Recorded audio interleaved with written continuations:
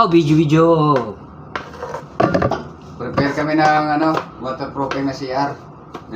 Ganito ba rin ba kayo magproseso? Ng waterproofing? Madali lang, no? Dali lang sabihin.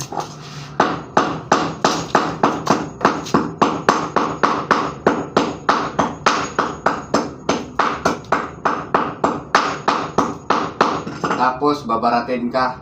Kasi maliit lang yung CR.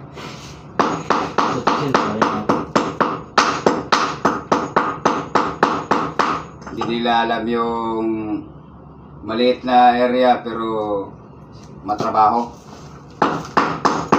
Madaming proseso.